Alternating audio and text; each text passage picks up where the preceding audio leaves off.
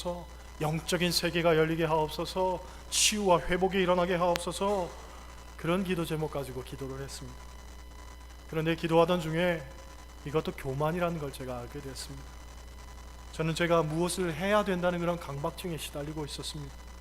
그래서 내가 남들과는 다르다는 것을 은연중에 보이고 싶어 했던 것 같아요. 그러다 보니 이것이 고스란히 내가 드러나고 싶은 욕구로 발현되는 겁니다. 철저하게 나는 죽고 예수만 드러나야 되는데 그게 아니었던 거죠. 일본으로 떠나기 전에 제 기도 제목은 완전히 바뀌어 있었습니다. 오직 하나님의 영광만 드러나게 하옵소서. 그리고 하나님께서 인도하시는 것을 보게 하옵소서. 만날 만한 사람을 만나게 하시고 하나님께서 예비하신 일들을 경험하고 돌아오게 하옵소서. 그런 기도 제목 가지고 갔습니다. 일본에서의 여정은 정말 하나님의 철저하신 계획과 또 섭리 속에서 이루어졌습니다. 부흥회는 참 은혜 가운데 잘 마쳤습니다. 제가 설교할 때에 선교사님이 일본인 교우들에게 동시 통역을 했는데 어느 순간 통역해야 되는 선교사님이 한참 멍하니 계신 거예요. 왜 통역을 하지 않지? 단어가 생각이 나지 않나? 내 말을 제대로 듣지를 못하셨나? 그런 생각을 하는 순간이 있었습니다. 그런데 나중에 선교사님이 하시는 말씀 듣다가 감동을 받아 눈물이 나서 통역을 할 수가 없었다는 거예요. 많은 분들이 울어주시고 웃어주시고 얼마나 기뻐해 주셨는지 모릅니다. 주일날 부흥회를 마치고 다음날 예정된 일정이 있었는데 이상하게 일본에 있는 선교사 친구가 만나고 싶은 거예요. 그래서 준비한 일정을 취소하고 친구가 있는 하치오지 영광교회를 방문하게 되었습니다. 한참을 대화를 나누던 중에 친구가 그런 이야기를 합니다.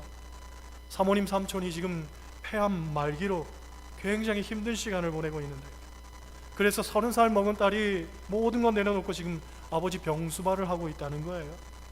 그런데 그동안 교회에 대해서 굉장히 부정적인 생각으로 가득했던 삼촌이 아프고 난 다음에는 교회에 대해서 마음이 많이 열렸다는 거죠.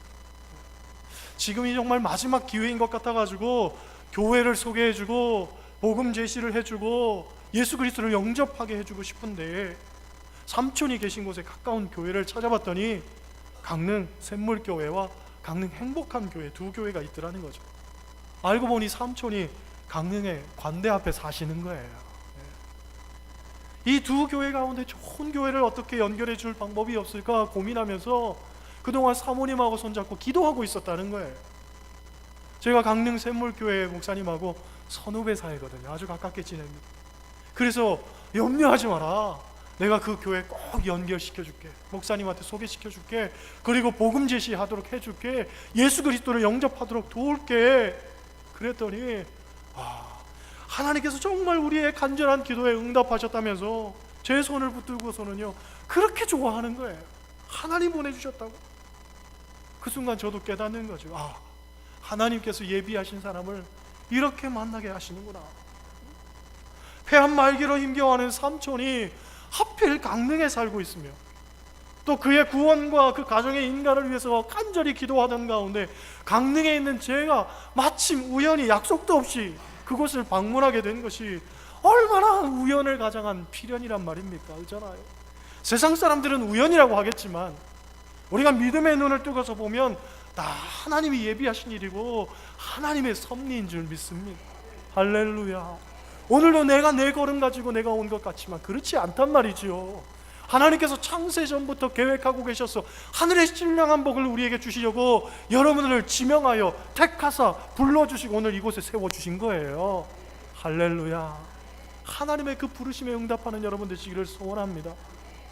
하치오지 영광교회에 떠나서 에노시마를 가는데 저를 초대했던 사이타마 그리스도교회 이정선 선교사님 앞서가시는데 걸음걸이가 이상한 거예요. 가만히 보니까 구두창이 떨어져가지고 뒤가 다 벌어져서 너덜너덜한 거예요. 선교사님이 혼잣말로 하는 얘기가 본드로 붙였는데 잘 안 붙네 그러는 거죠. 구두 뒷굽을 봤더니 본드 자국이 그냥 떡지덕지 발라져 있는 거예요. 여러분 우리 하나님은요 참 재밌는 분입니다. 잘 붙어있던 구두창이 왜 하필 저랑 가는데 그렇게 벌렁벌렁 된단 말입니까? 그걸 보고 있자니 제 마음도 벌렁대고 말이죠. 눈시울이 벌렁대가지고 견딜 수가 없는 거예요. 그러니 어떡합니까?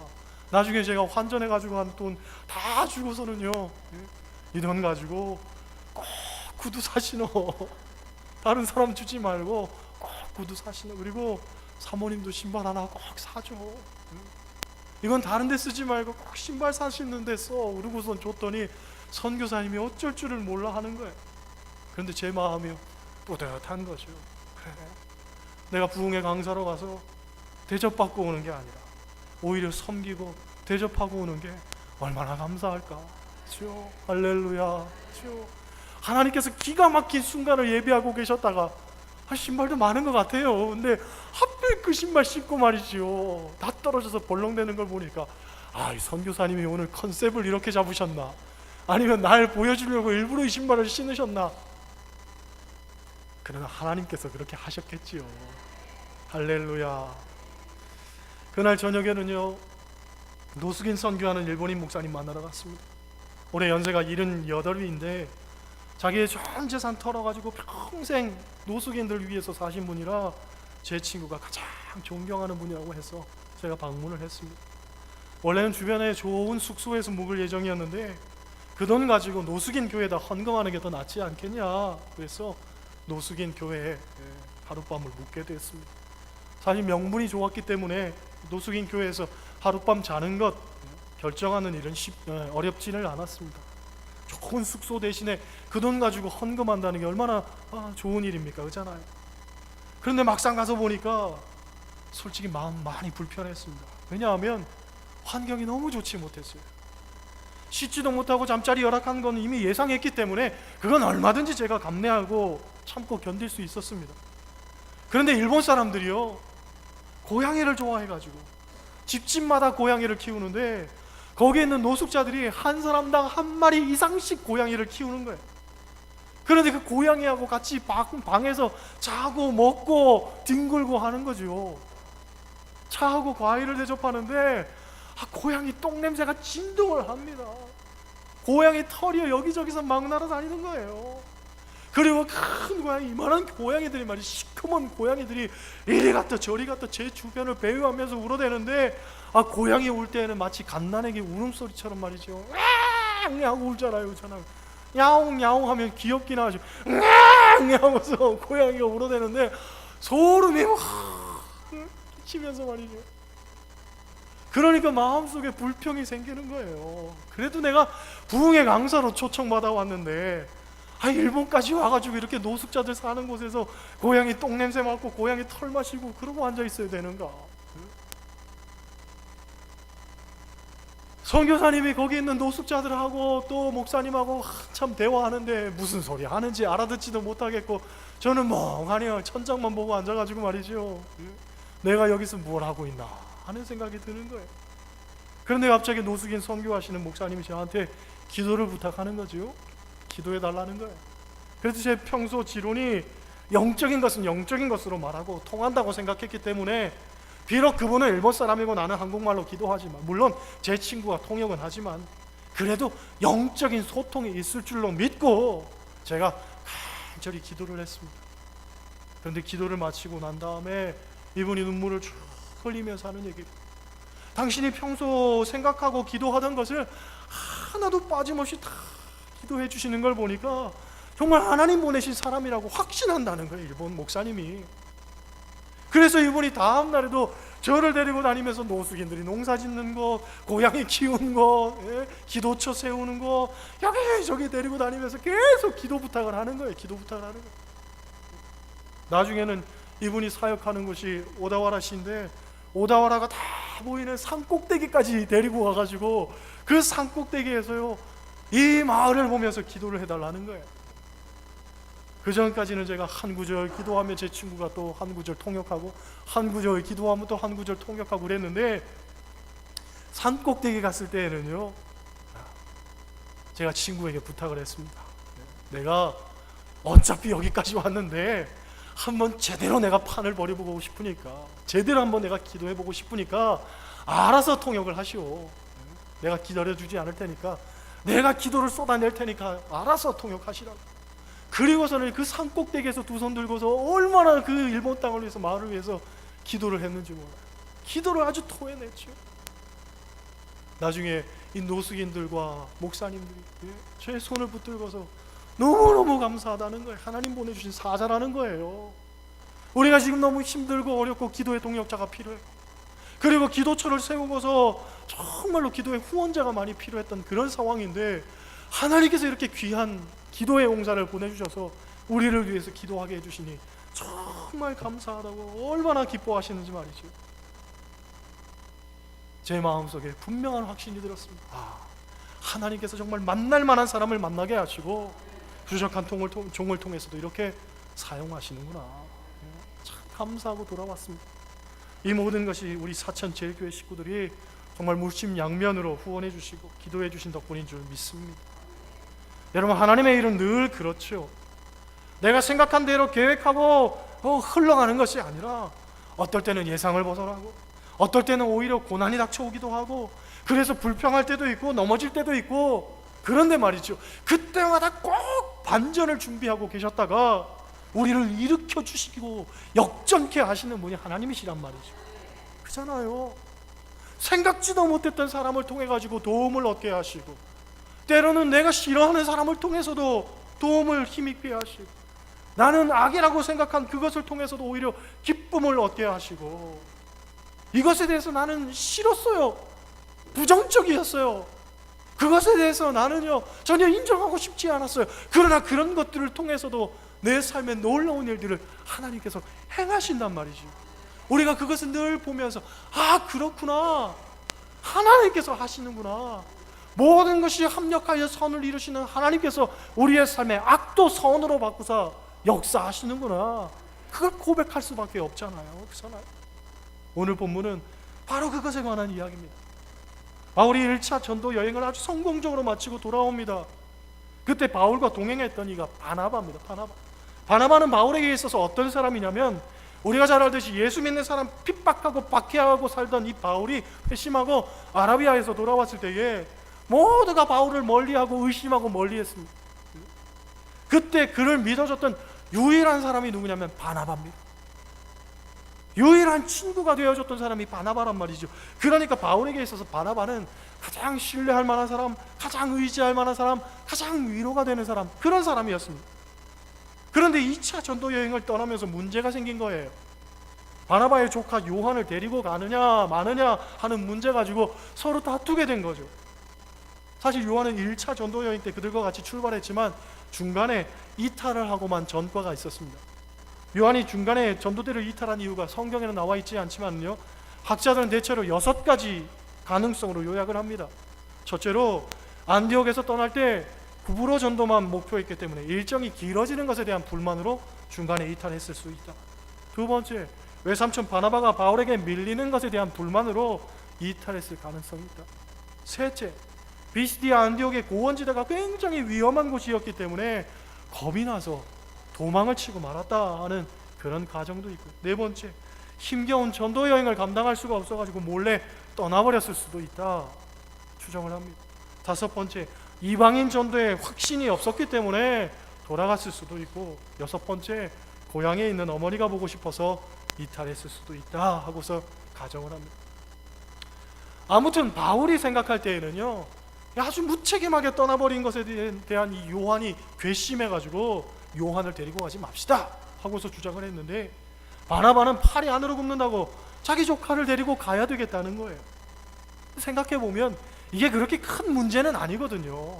둘이 싸우고 갈라질 만큼 큰 문제가 아니었는데 그 문제 때문에 서로 갈라지고 다투고 헤어지게 됩니다. 바울에게서 정말 믿고 의지할 만한 이는 바나바밖에 없었는데 그와 갈라지게 돼서 전도 여행을 떠나게 되었으니 얼마나 착잡하고 고통스러운 일입니까? 그런데 그런 바울을 위해서 하나님은 누구를 준비하고 계셨냐면 디모데를 준비하고 계셨다는 거예요. 16장 1절 말씀 한번 보세요. 16장 1절 같이 읽습니다. 바울이 더베와 루스드라에도 이름에 거기 디모데라 하는 제자가 있으니 그 어머니는 믿는 유대 여자요 아버지는 헬라인이라. 할렐루야. 앞서서 요한이 전도 여행 때 이탈한 이유 가운데 하나가 이방인 전도에 확신이 없어서 그랬을 것이다 라고 이야기를 했는데, 바나바에게 있어서도 치명적인 약점이 바로 그것이었습니다. 바나바는 레위인이었습니다. 철저한 유대적인 어떤 사고를 가졌던 사람입니다. 그래서 갈라디아서 2장을 보면 이런 일이 있었습니다. 바울과 바나바가 개종한 이방인과 식사를 같이 할 기회가 있었는데, 그 이방인이 할례를 받지 않았다고 해가지고 바나바가 식사 자리를 그만 피해버립니다. 그것 때문에 사도 바울이 바나바를 책망하는 거예요. 아니, 할례 받지 않았다고 해서 그 사람하고 같이 식사조차 못하냐, 나무랬던 거지요. 그러니까 사실 바나바는요, 유대적 우월주의를 버리지 못한 사람이었습니다. 복음이 유대인들에게만 전해져야 한다고 생각했던 사람이었던 것 같아요. 때문에 그와 함께 이방인들을 위한 사역을 하는 건 불가능한 일이었다, 그렇게 추정할 수 있습니다. 그럼에도 불구하고 워낙 가까운 사이였고 의지했던 사이였기 때문에 그냥 전도 여행을 같이 가려고 했던 거죠. 이것을 하나님께서 갈라놓으신 거예요.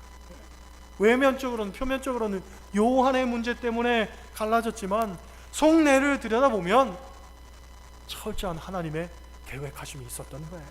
그렇죠?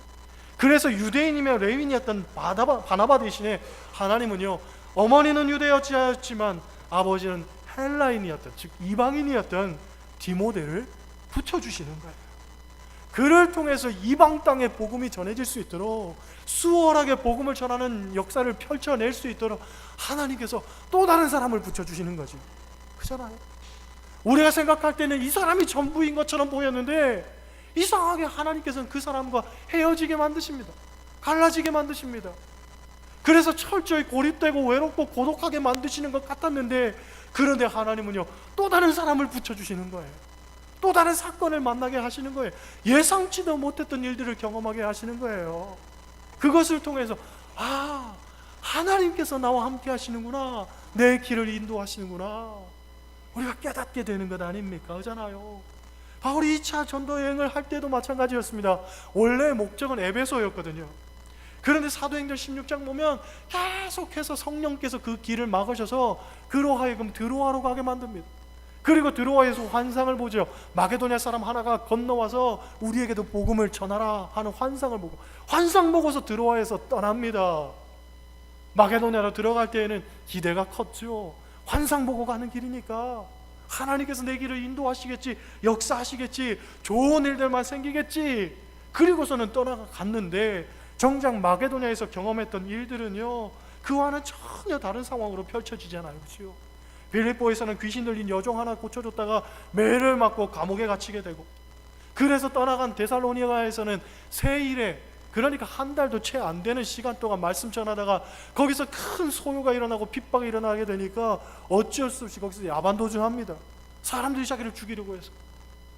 그렇게 베레아로 갔는데 거기서도요, 데살로니가에 있는 사람들이 내려와서 사도 바울을 죽이려고 하니까 어쩔 수 없이 거기서 도망쳐서 배를 타고서 아테네로, 지금으로 이야기하면 아테네로 그렇게 떠나게 됩니다. 환상 보고 간 마게도냐에서 정작 자기가 한 일이라고는 매를 맞고 감옥에 갇히고 거기서 야반도주하고 사람들에게 살해 위협을 당하고, 한 일이 없는 게 한 일이 없어요. 환상을 보고 갔는데, 분명히 하나님이 가라고 해서 갔는데 말이지요, 한 일이 없단 말이지요. 고통만 당하다 왔어요. 아덴으로 돌아오는 배 안에서 얼마나 처절하게 가슴을 저며쥐고서 도대체 하나님 뜻은 무엇일까? 왜 나를 그곳에 보내셨을까? 이해를 할 수가 없는 거지요. 하지만 데살로니가에 있는 교인들이 잘 지내고는 있는지, 교회는 다 회파되고 무너진 건 아닌지, 교회는 제대로 서 있는지 궁금해서 디모데를 보내줘요. 가서 보고 와라. 그런데 디모데가 갔다 와서 전하는 소식이 충격적인 거죠. 교회는 든든하고 왕성하게 서 있을 뿐만 아니라 그곳에 있었던 이 데살로니가 교인들이 정말로 믿음 가운데 아름다운 삶을 살면서 그들의 믿음의 역사와 사랑의 수고와 우리 주 예수 그리스도에 대한 소망의 인내가 아주 소문이 자자하게 대단하게 펼쳐져서 수많은 사람들이 그것을 통해서 위로받고 아름다운 신앙생활을 하고 있다는 거죠. 그 이야기를 들으니까 얼마나 감사하고 얼마나 기쁩니까? 얼마나 고맙습니까? 그렇구나, 하나님이 하시는구나. 내가 하는 게 아니라 하나님 하시는구나. 그걸 비로소 깨닫는 거예요. 그래서 디모데에게 편지 하나를 들려주죠. 그게 데살로니가 전서입니다. 데살로니가 전서를 통해서 데살로니가 교인들에게 고맙다, 감사하다, 행복하다, 너희로 인하여서 나는 너무나 즐겁다. 그러면서 데살로니가 전서 5장 결론을 어떻게 맺느냐? 항상 기뻐하라, 쉬지 말고 기도하라, 범사에 감사하라, 이것이 너희를 향한 하나님의 뜻이니라 하고 이야기를 합니다. 이것은 단순히 권면의 차원이 아니죠. 자기의 고백의 차원이고 자기 간증이고 자기 확신인 거예요. 그래, 어떤 상황에서도 내가 기쁨을 잃지 말아야겠구나. 쉬지 않고 기도하면 반드시 하나님께서 이루실 것이겠구나. 범사를 감사하며 살아야 되겠구나. 이것이 하나님 뜻이구나. 마케도냐 교회 전도를 통해서, 특별히 데살로니가 교회를 통해서 사도 바울이 깨달았던 겁니다. 내가 비록 한 일은 없지만, 내가 비록 그곳에서 엄청나게 큰 놀라운 성과를 이룬 것은 아니지만, 내가 하는 것이 아니라 하나님이 하시는구나. 하나님이 하시는. 할렐루야. 그런 것 아닙니까? 제가 일본 이 부흥회를 짧은 시간 다녀왔지만 제 마음속에 분명하게 새겨졌던 것은, 그래, 하나님이 하시는구나. 하나님이 예비하시고 하나님이 인도하시고 하나님께서 만날 만한 사람을 만나게 하시고 하나님께서 내가 있어야 할 그곳에 나를 세워주시는구나. 분명히 깨닫고 돌아왔단 말이지요. 여러분들 그것을 믿으시기를 소원합니다. 하나님 뜻이 내 뜻과 다르다고 당황하지 않기를 원합니다. 내가 원하는 것이 이루어지지 않는다고, 관철되지 않는다고 낙심하지 않기를 원합니다. 하나님 우리에게 분명히 가장 좋은 것을 주시는 분입니다. 다만 내가 조급해서 기다리지를 못하는 거지요. 한국인의 특성 가운데 빨리빨리 있잖아요. 신앙생활 하면서 기도하면서도 우리는 항상 내 마음속에 빨리빨리, 하나님 속히, 하나님 속히, 하나님 빨리, 하나님 빨리. 그게 우리의 기도의 내용들입니다. 아니에요. 낙심치 않고 때를 기다리면 반드시 하나님께서 이루실 때가 있단 말이지요. 그리고 가장 좋은 것을 우리에게 허락하신단 말이죠. 그 여호와 일에 하나님의 역사를 여러분 믿고 하나님의 때를 묵묵히 기다리시기를 바랍니다. 내 힘으로 사는 게 아닙니다. 내 생각으로, 내 경험대로 내가 인생을 경영하는 것이 아니잖아요. 하나님께 맡기고 사는 것 아닙니까?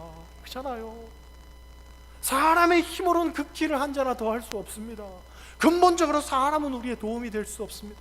우리의 도움은 하나님밖에는 없단 말이죠. 하나님이 하신단 말이에요. 할렐루야. 오늘 여러분들을 초청하시는 하나님의 음성을 들으시길 바랍니다. 하나님께서 여러분들을 여기 세워주셨음에 하나님께서 여러분의 삶의 걸음걸음들을 인도하실 줄 믿습니다. 나 자신의 생각으로, 나 자신의 어떤 계획으로 인생을 경영하려고 하지 마시고 오늘도 여러분의 모든 인생의 경영을 하나님께 맡기고 사시기를 주님의 이름으로 간절히 축원합니다. 기도하시겠어요? 하나님, 우리